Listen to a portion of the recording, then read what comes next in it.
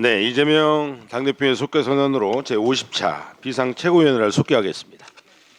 네, 회의를 속개합니다. 먼저 이재명 당대표의 모두 발언이 있겠습니다. 오늘은 원래 대책회의 발언하는 날을 우리가 뺏은 거죠. 네. 그리고 언론인 여러분들 혹시 혼란이 있을 것 같은데 오늘 시간이 부족해서 저는 발언을 생략하도록 하겠습니다. 먼저 하십시오. 네, 그러면 다음으로 박찬대 원내대표의 발언이 있겠습니다. 우원식 국회의장께서 12.3 내란 사태 국정조사를 결정했습니다. 환영합니다. 민주당은 즉시 국조특위를 구성하고 신속하게 국정조사에 착수하겠습니다. 내란 수계 윤석열이 국회 의결 정족수가 아직 다 안 찼다. 문을 부수고 들어가서 다 끄집어내라고 지시했다는 특전 사령관의 증언을 5천만 국민이 똑똑히 들었습니다. 국민의힘이 국회의 구성원으로서 또한 여당으로서 최소한의 염치가 남아 있다면 즉시 국조특위를 참여하기 바랍니다. 민주당은 오늘 본회의에서 12.3 내란 수사를 위한 일반 특검과 네 번째 김건희 특검을 함께 처리하겠습니다. 내란 수사 일반 특검은 수사 인력이나 수사 기간 면에서 상설 특검보다 훨씬 강력하다는 장점이 있습니다.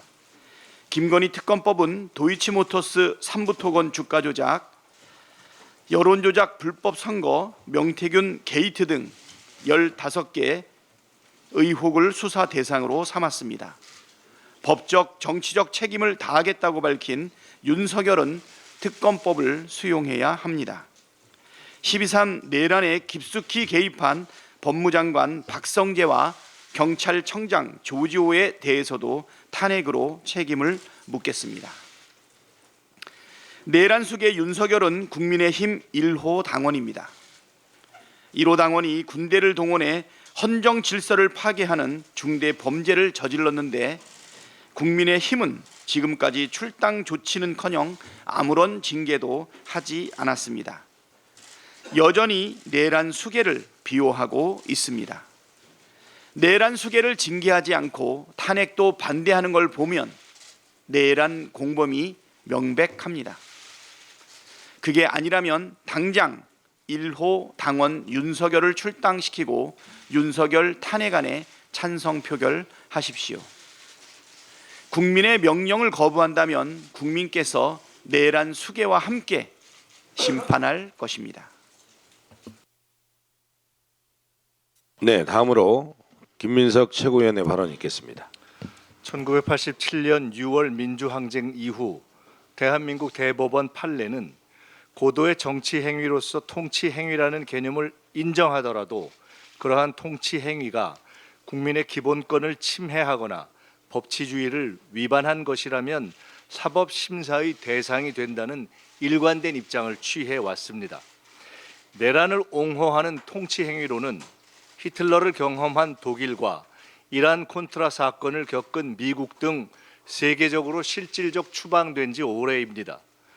국민의힘의 소위 중진들이 12.3 계엄을 고도의 통치 행위로 앞다퉈 옹호하는 것은 단순한 무지를 넘어 억지 논리로라도 극우표를 모아 자기 정치에 미천을 만들자는 추악한 잔꾀입니다. 통치 행위론도 어불형설이지만 통치 행위냐 아니냐, 내란이냐 아니냐를 떠나 계엄 발동 자체의 위헌 위법성이 이견의 여지 없이 명백하여 탄핵 후 헌재에서 다른 결론이 나오리라 생각하는 국민은 없을 것입니다. 국민의힘에 요청합니다. 국힘의 총의를 모아 윤석열의 즉각 사퇴를 요청하고 윤석열이 수용하지 않으면 국회가 힘을 모아 탄핵합시다.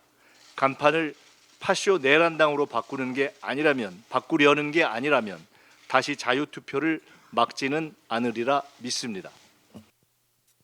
네, 다음으로 한진호 최고위원의 발언이 있겠습니다.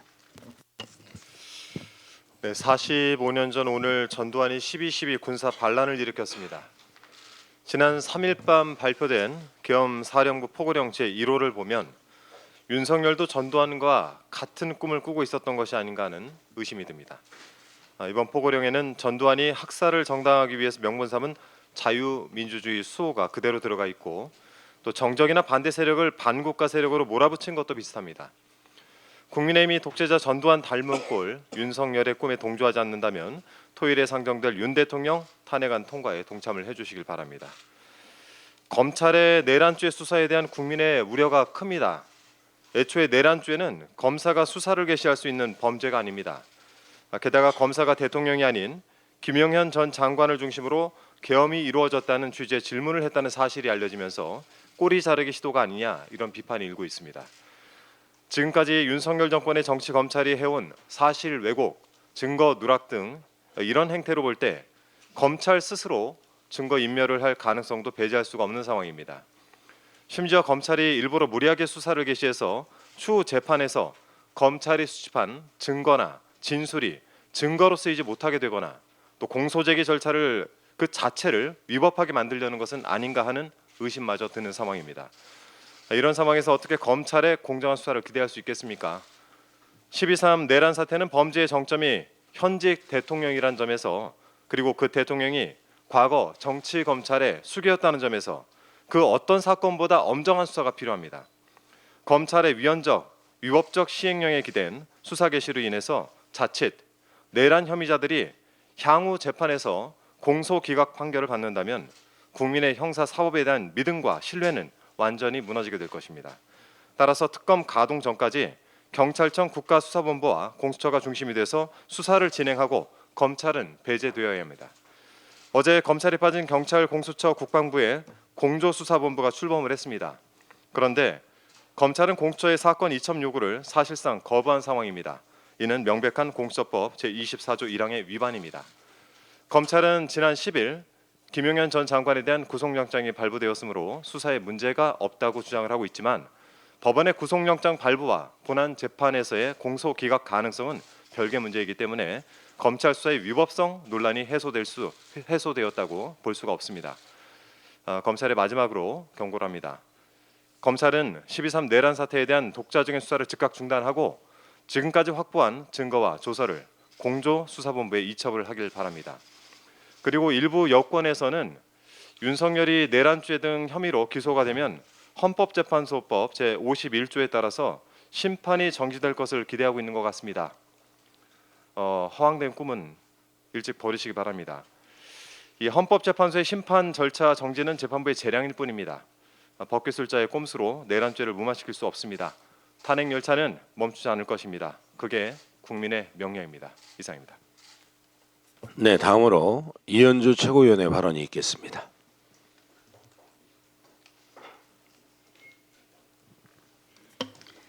네, 제가 이거를 말씀드리는 거는 내란 상태를 종식하는 거야말로 국정 안정과 경제 안정이다, 이 말씀을 드립니다.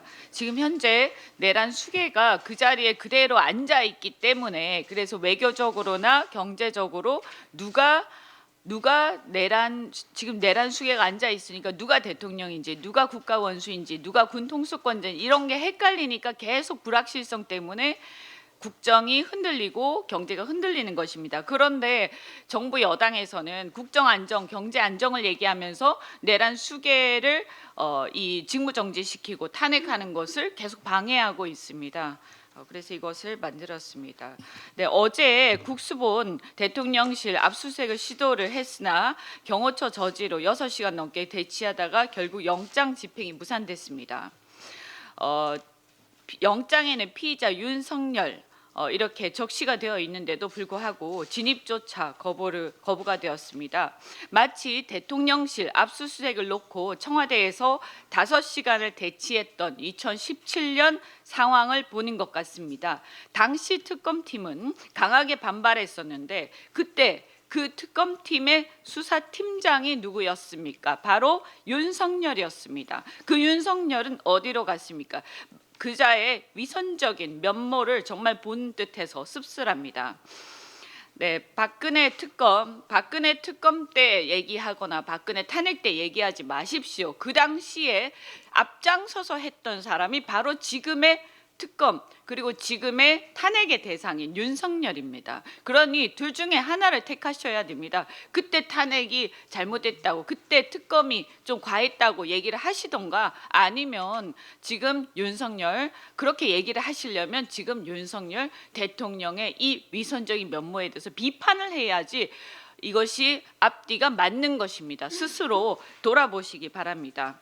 어떻든 마침 우리 국회는 10일에 윤석열 대통령 등에 대한 신속 체포 동의안 그리고 상설 특검을 통과시켰기 때문에 이제 수사 및 체포가 가능해졌습니다. 대통령실의 영장 집행 거부는 명백한 국가와 국민에 대한 반역인 내란죄 수사 방해이고 헌법을 위반한 것입니다. 그래서 헌법 위에 있다고 스스로 착각하는 것 절대로 용납될 수가 없습니다. 그리고 한 가지만 더 덧붙여서 말씀드리면 어제 현안 질의에서 국무총리, 국무위원들이 마치 전부 다 반대한 것처럼 그렇게 얘기를 하는데 국무회의에서 아주 기가 막힙니다. 왜 얘기가 말이 계속 바뀝니까? 처음에는 2명인가 반대했다라고 얘기하더니 이제는 전부 다 반대했습니까? 어떻게 된 것입니까? 거기다가 처음에 거기 나온 스스로 한 얘기들 중에 보면 행안부 장관은 반대 표현은 2명 정도였다. 그리고 노동부 장관은 대통령이 계엄을 선포할 정도의 어려움에 처했다 하고 두둔하지 않았습니까? 그러면 두둔한 노동부 장관은 그 당시에 국무회의에서는 반대했단 말입니까? 이게 무슨 말입니까? 그리고 한 가지 이거를 짚어보자면 그러면 왜 그렇게 반대하는 사람들이 회의록은 작성 안 하고 왜 부서는 안 했습니까? 자기가 정말로 공직자라면 반대를 하면 거기다가 회의록에 작성을 하고 반대한다는 것을 그리고 부서를 해야 될 거 아닙니까? 그런데 왜 반대한다고 하면서 회의록도 없고 부서도 안 했습니까? 그리고 두 번째 왜 선포가 되고 나서 국회가 해제 요구를 하기 전까지 2시간 반이 있었습니다. 그러면 그동안에 반대한 사람들은 전부 다 어디로 갔습니까? 침묵을 지키고 있었는데 그때는 기회주의적으로 그러면 계엄이 성공하면 침묵을 지키고 나중에 이제 실패했으니까 이제 나는 반대했다 이렇게 얘기하는 겁니까? 그리고 세 번째 그러고 나서 국회가 해제 요구를 했습니다. 결의를 했고요. 그러면 해제 결의를 하고 나서 왜 해제 결의를 하고 나서 3시간 동안이나 대통령이 해제하는 것을 시간을 질질 끌고 있었는데 왜 그렇게 반대한 사람들이 3시간 동안 가만히 있었습니까? 침묵하고 국민들이 그렇게 불안해하고 어떻게 될지 모르는데 왜 가만히 있었습니까? 그래서 저는 이 국무위원들은 정말로 책임감이 없고 무책임하고 거짓말을 지금 하고 있다. 이런 생각이 들 수밖에 없습니다. 자숙하고 입 좀 닥치고 조용히 하시기 바랍니다. 반대했다 이런 거짓말 좀 하지 마시기 바랍니다. 네, 다음으로 송순호 최고위원의 발언이 있겠습니다. 예, 오늘은 전두환 일당이 12.12 군사 쿠데타를 일으킨 지 45년이 되는 날입니다. 그들은 성공한 쿠데타라 생각했을 수 있지만 현명한 우리 국민들은 역사와 사법의 이름으로 그들을 단죄했습니다. 윤석열은 12.3 쿠데타로 내란의 수괴가 되었지만 여전히 대한민국의 대통령에 앉아 있습니다. 저 위험천만한 사람이 대통령 자리에 앉아 있는 자체가 대한민국의 가장 큰 위협이고 불행입니다. 그래서 국민의 이름으로 윤석열을 탄핵하고자 하는 것입니다. 이는 정당을 떠나 헌법 질서를 유지하기 위해 대한민국의 주권자인 국민이 명령하는 것입니다. 윤석열 탄핵 소추안 표결이 12월 14일 다가오는 토요일에 있습니다. 이 표결이 가결되려면 국민의힘 의원들의 참여 없이는 불가능합니다. 결국 탄핵 소추 가결 여부는 국민의힘 의원들의 손에 달린 것이나 마찬가지입니다. 그래서 국민의힘 의원들에게 윤석열 탄핵 가결에 동참해 줄 것을 호소드리고자 합니다. 우리란 말은 한국인들이 사랑하는 말입니다. 외국인들은 나의 집, 나의 가족이라 말하지만 한국인들은 우리 집, 우리 가족이라 합니다. 하지만 이 따뜻하고 끈끈한 말이 언제나 긍정적인 것은 아닙니다. 가족의 잘못도 악행도 우리라는 말의 굴레에 갇혀 눈 감아주는 그 순간 가문의 몰락이라는 비극이 시작됩니다. 국민의힘 국회의원 여러분의 망설임이 이해 안 되는 것은 아닙니다. 같은 당원으로 여러분이 만든 대통령을 여러분 스스로의 손으로 탄핵시키는 일 결코 쉽지 않을 것입니다. 하지만 여러분이 이 역사적 소명을 우리의 굴레에 갇혀 외면하는 순간 우리나라의 비극이 시작될 것입니다. 우리는 역사에서 배워야 합니다. 비록 부모나 자식이라 해도 잘못을 엄히 다스린 예에서 배워야 합니다. 조선시대 이조판서 자의정, 영의정을 역임한 서예 유성룡 선생은 효를 중시하는 엄격한 유교주의 국가인 조선에서도 아버지 유중령이 과거 시험에서 부정을 저지른 사실을 알고 이를 고발하여 잘못을 바로잡았습니다. 엄청난 용기가 필요한 일이었지만 이 용기와 결단은 우리 역사의 모범 사례로 남았습니다. 악성 종기로 생명이 위험한데 당장의 아픔 때문에 내버려 둔다면 결국 목숨이 위태로울 것입니다. 유성룡의 용기가 가문을 구하고 나라를 구했듯 지금 아픔을 감당하는 여러분의 용기가 국가와 민족의 미래를 위기에서 구할 것입니다. 윤석열 탄핵에 동참해 주시기를 국민의힘 의원들께 간곡히 호소합니다. 이상입니다. 네, 마지막으로 진성준 정책위 의장의 발언이 있겠습니다.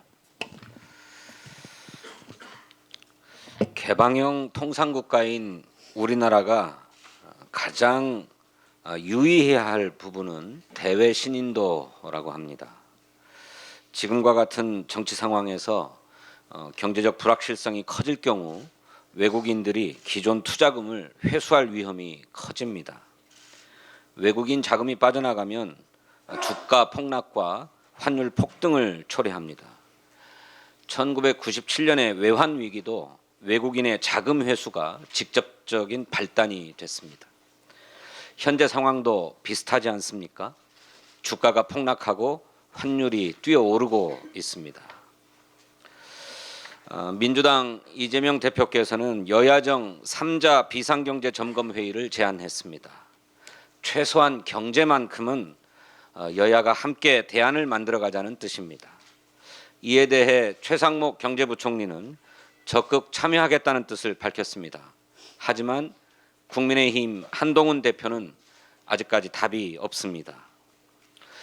여야정 비상경제협의체는 그 구성 자체만으로도 대외 신인도에 긍정적인 신호를 줄 수 있습니다.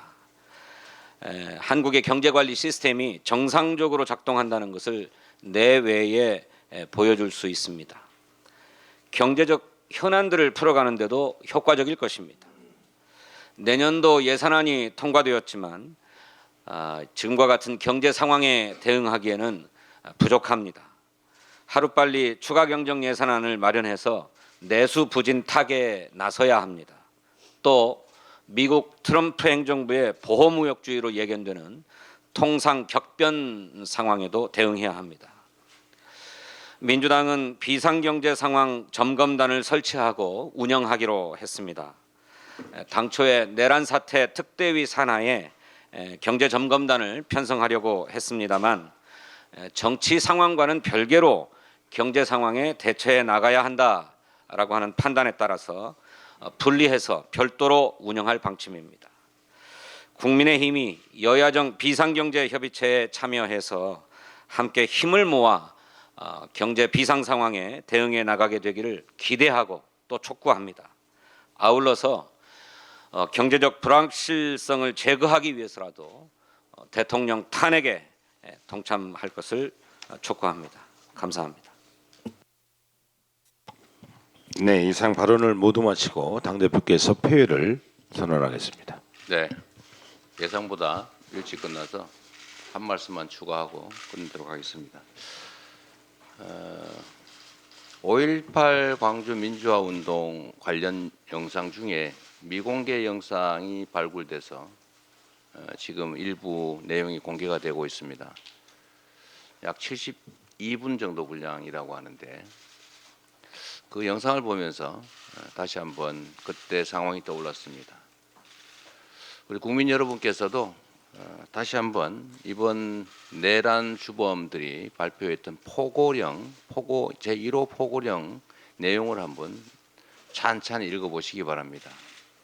정치활동 금지, 집회 결사 금지, 언론 출판 자유 중단, 민주주의 체제를 완전히 부정하는 내용입니다. 오로지 내란 숙의 윤석열이 왕으로서 유일하게 정치활동의 자유, 언론 표현의 자유를 누리게 됩니다. 그리고 드러난 것처럼 정치적 반대자들을 대량으로 불법 체포 구금해서 영장 없이 체포 구금해서 국민들로부터 괴리 격리시키려고 했습니다. 국가 1호 극보안 시설 그것을 수리를 해서 거기에 1,000명 이상을 감금하려고 했습니다. 절로 욕이 나온다라는 말이 왜 있는지 아마 체감이 되실 것입니다. 만약에 3일 밤에 우리 국민들께서 나서서 계엄군을 막아주지 않았다면, 또 국회의원들이 체포 구금을 감수하고 국회로 모여들고 경찰이 막는 정문을 피해 담벼락을 타고 넘지 않았다면, 현장에 진입한 계엄군 지휘관과 병사들이 신속하게 강력하게 행동했더라면, 이런 여러 가지 요소 중에 또 예를 들면 대통령의 정신이 멀쩡해서 토요일 새벽에 일설에 의하면 12월 20일에 원래 D-Day를 잡았다고 하던데, 크리스마스 휴가를 앞두고 금요일 날 밤에 모든 업무가 끝나 다 귀가한 다음에 계엄 조치를 했더라면, 이런 조금의 가정들 중에 하나라도 맞았더라면 그 포고령의 세상이 열렸을 것입니다. 그리고 국민들은 저항했겠지요. 집회하고 항의하면 전원 체포하고, 체포에 불응하면 몽둥이로 때리고 칼로 찌르고 심지어 사살했겠지요. 5.18 민주화 운동 당시의 그 참혹한 광경이 대한민국의 오늘 현실이 될 뻔했습니다. 내 편이니까 이런 행위를 옹호하겠다. 조금이라도 버티면서 권력을 누려보겠다. 지금은 어렵지만 언젠가는 기회를 봐서 권토중래하겠다. 이런 시도와 이런 의도들이 아직도 살아 있습니다, 여러분. 대한민국은 여전히 내란 중입니다. 내란 수계는 대한민국 최고 권력자 자리를 지키면서 여전히 최고 권력 그리고 군 통수권을 행사하고 있습니다. 다시 계엄 선포를 할 수도 있고, 부대들이 말을 듣지 않으면 소규모 부대를 동원해서 국회를 급습할 수도 있습니다. 일개소되면 충분하지 않습니까?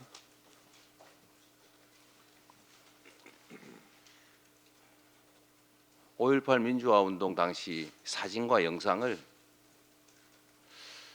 다시 한번 우리 국민들께 보여드리고, 이번 계엄 선포가 이 내란 시도가 성공했더라면 우리 앞에 펼쳐졌을 그 상황이 얼마나 지옥이었을 수 있는지 한번 보여드릴 필요가 있지 않을까 싶습니다.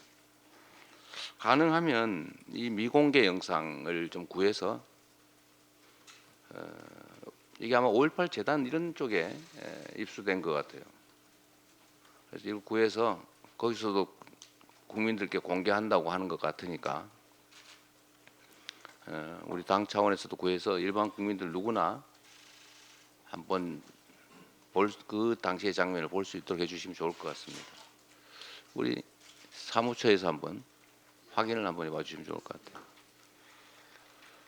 우리가 지금은 그래도 쿠데타를 막아서 이렇게 웃으면서 대응할 수 있지만, 그 수없이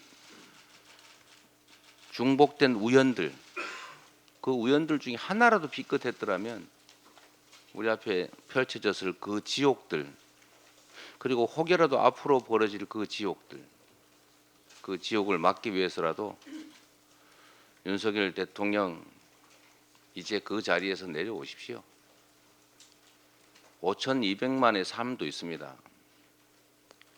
사람은 타인에 대한 연민과 배려가 있기 때문에 사람입니다. 이 수없이 많은 이 나라의 주인들이 불안해합니다. 공포스럽습니다. 본인이 즐기는 그 자리, 본인이 누리는 그 권력, 다 세월 지나고 살아보면 별거 아닙니다.